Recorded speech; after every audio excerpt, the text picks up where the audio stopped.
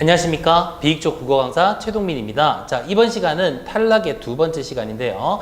다양한 탈락 현상을 선생님이랑 같이 한번 배워보도록 하겠습니다. 앞서 시간에는 자음군 단수나 배웠었죠? 자, 이번 시간엔 다양하게 탈락되는 의문들을 선생님이랑 어떤 의문 환경에서 사라지는지 같이 보도록 하겠습니다.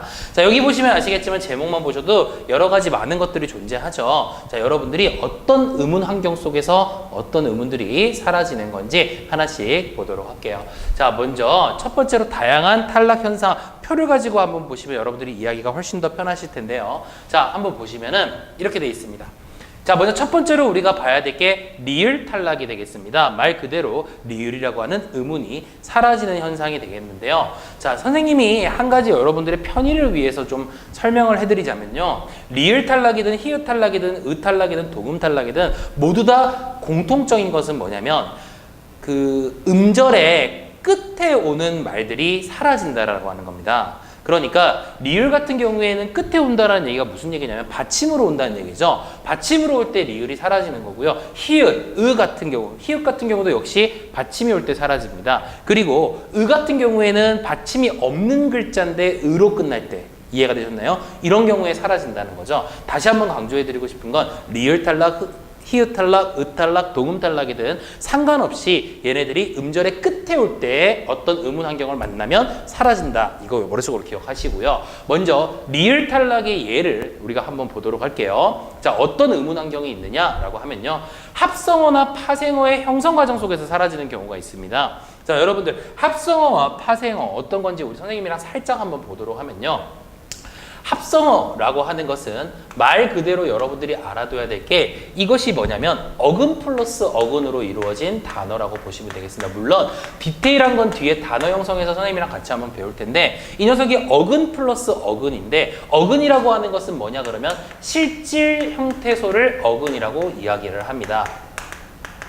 실질 형태소를 어근이라고 이야기를 하죠. 그러니까 실질적인 의미를 가지고 있는 두 말이 결합되는 순간에 이 리을 탈락이 일어나는 규정이 있다는 거고요. 파생어 같은 경우에는 어떻게 되어 있냐면 파생어는 어근 플러스 뭐가 된다? 접사가 되는데요. 이 접사라고 하는 것은 그냥 말로만 설명을 해드리자면 접사라고 하는 것은 간단합니다. 뭐가 되는 거냐면 어근에 붙어가지고요. 어근의 뜻을 제한해주는 그러한 역할을 하게 되는 거죠. 좀 더 쉽게 설명을 하자면 혼자 쓰일 수는 없고요. 그렇다고 혼자서는 실질적인 의미도 없습니다. 오로지 어근의 뜻을 제한해주는 데만 쓰이는 말을 접사라고 하죠. 이렇게 합성어나 파생어의 형성 과정 속에서 사라지는데요. 어떤 경우냐 그러면 여기 잠깐 볼까요? 앞말의 종성 리을이 뒷말의 초성. 자, 이거 중요한 의문 변동, 의문 환경이죠. 니은, 디귿, 시옷, 지읒을 만나게 됐을 때 탈락하는 현상이 된다는 겁니다. 중요한 것은 예를 통해서 우리가 한번 볼 수 있는데요. 우리가 말이라고 하는 동물, 소라고 하는 동물을 동시에 말할 때 말, 소 이렇게 발음하지 않고 뭐라고 발음하게 되냐면 마소 이렇게 발음을 하게 되는 거죠. 여기 보시면 아시겠지만 끝나는 말이 리을이에요. 물론 두 말은 합성어죠. 어근과 어근이 합쳐진 합성어죠. 그리고 뒤에 말이 뭘로 시작하느냐 그랬더니 시옷으로 시작합니다. 그렇게 되면 리을이 사라지죠. 그래서 마소라고 발음을 하게 되는 거고요. 우리가 소나무 주변에서 많이 볼 수 있는 나무죠. 소나무 역시 마찬가지입니다. 솔 플러스 나무로 되어 있죠. 그렇기 때문에 니은으로 시작한 말 앞에 리을이 왔기 때문에 물론 합성어이고요. 리을이 사라져버리고 소나무 이런 식으로 발음이 된다는 겁니다. 중요한 게요. 여러분들 쓰실 때도 어떻게 쓰시죠? 발음대로 쓰시죠. 그렇죠. 다시 말하면 말소 이렇게 쓰지 않고 마소라고 쓰게 되고 솔나무 이렇게 쓰지 않고 소나무라고 쓰게 되죠. 자, 리을 탈락 같은 경우에 첫 번째 경우는요. 굉장히 중요한 건데 리을 탈락은 이렇게 둘 다 마찬가지예요. 표기에도 적용을 한다는 겁니다. 이해가 되셨나요? 발음만 하는 것이 아니라 표기에도 그렇게 적용을 해서 발음을 한다는 거죠. 이해가 되셨죠? 그 다음 리을 탈락의 두 번째로 한번 가보도록 하겠습니다. 이 경우에는 용언의 어간 종성이 리을 때예요. 그러면 환경이 뭐가 되느냐 그러면 용언의 어미가 되겠죠. 용언의 어미 니은, 비읍, 시옷이나 오나 리을을 만났을 때 탈락이 되는 현상이 됩니다. 요거 잠깐 비교해보면 이해가 좀 쉬워질 텐데요.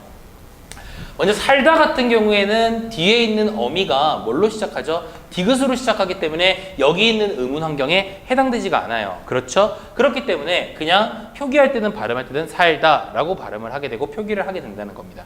이해가 되셨나요? 하지만 요 니은으로 시작하는 경우를 한번 보자고요. 그러면 니은은 의문 환경, 리을 탈락의 의문 환경에 들어가 있는 녀석이 되겠죠. 그렇기 때문에 요 니은 같은 경우에는 살 뒤에 붙었을 때 리을이 탈락되고 사니 이런 식으로 바뀌게 되는 겁니다. 물론 표기도 이렇게 표기를 한다라고 하는 거죠. 이해가 되셨죠? 다시 한번 리을 탈락의 우리가 의문 환경을 정확하게 기억을 하셔야 되는데 첫 번째는 합성어나 파생어일 경우에요. 그 경우에 앞말의 종성이 리을이어야 되고 뒷말의 초성이 니은, 디귿, 시옷, 지읒이어야 된다는 거 익혀두시고요. 그 다음에 용언의 어간 종성 리을이 용언의 어미 니은, 비읍, 시옷이라든가 오나 리을을 만나서 탈락하는 현상이 되겠어요. 그렇죠? 그렇기 때문에 여러분들 이런 예들을 잘 기억을 하시고 또 하나 더 리을 탈락은 발음뿐만 아니라 어디까지 표기까지도 적용이 된다는 사실을 절대 잊어버리시면 안 됩니다. 자, 그 다음에 이번엔 히읗 탈락과 으 탈락 동시에 한번 보도록 하겠는데요. 선생님 왜 동시에 같이 봐요? 물론 히읗이 탈락하는 것과 으가 탈락하는 것은 차이가 있겠지만 음운 환경이 동일하기 때문인 겁니다. 이해가 되셨나요? 여기서도 마찬가지인데 용언의 어간 종성이 히읗이거나 용언의 어간 끝소리가 그러니까 으로 끝나는 말일 때 모음으로 시작하는 어미 앞에서 둘 다 똑같죠, 그죠? 모음으로 시작하는 어미 앞에서 각각 히읗과 으가 탈락되는 현상이라고 보시면 되겠습니다. 여기 잠깐 보실까요? 노아 같은 경우에 보시니까 뒤에 있는 말이 지금 어미가 뭘로 시작했죠? 이응이니까 모음으로 시작했죠. 그리고 앞에 말이 히읗이 있네요. 그래서 발음할 때 어떻게 발음한다? 노아 이런 식으로 발음한다는 거죠. 이해가 되셨나요? 물론 표기는요. 앞에 리을과 다르게 그대로 표기해 줍니다. 노아 이렇게 표기합니다. 그래서 발음할 때 노아 발음하는 거예요. 이해가 되셨죠? 쌓이다 마찬가지죠. 사이다, 쌓이다 이렇게 발음해요. 이해가 됐나요? 히읗이 역시 마찬가지로 뒤에 있는 모음으로 시작하는 어미 앞에 붙었기 때문에 쌓이다 이런 식으로 발음이 된다라고 하는 겁니다. 이해가 되셨죠? 오케이. 으도 마찬가지예요. 으 같은 경우에도 으가 모음으로 시작하는 어미 앞에서는 으가 사라지는데요. 담그다의 담그에다가 아를 붙이니까 어떻게 돼요? 담가가 되는 거예요. 그렇지? 요 으가 탈락하고 이 남아있는 기억이 뒤에 있는 어미의 첫 소리가 되는 거죠. 담가. 떠도 마찬가지겠네요.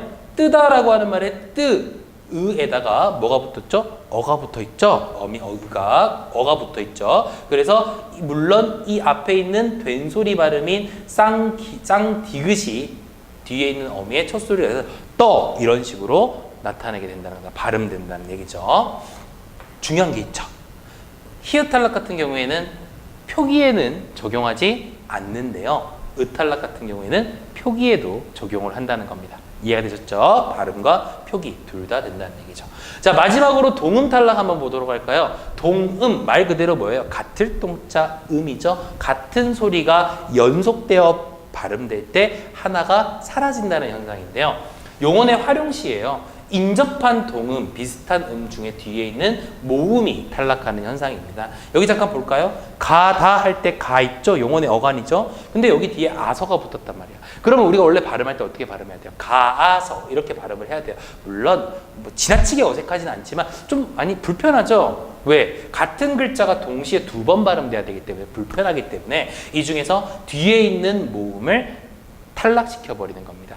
이해가 되셨죠? 그래서 가서 물론 발음, 표기 둘 다 적용한다는 거죠. 자, 이해가 되셨나요? 자, 탈락에서 우리가 다양한 탈락 현상 한번 배워봤는데요. 자, 여러분들이 이런 걸 좀 잘 알고 있어야지만 문제를 푸실 때 많이 활용할 수 있습니다. 이해가 되셨죠? 그러니까 절대 잊어먹지 않게 잘 복습을 하시고 모를 때는 선생님 강의를 몇 번씩 같이 보셔도 좋고요. 그 다음에 책을 통해서 여러분들이 익히셔도 상관없습니다. 이해되셨으면 우리 마치도록 하겠습니다.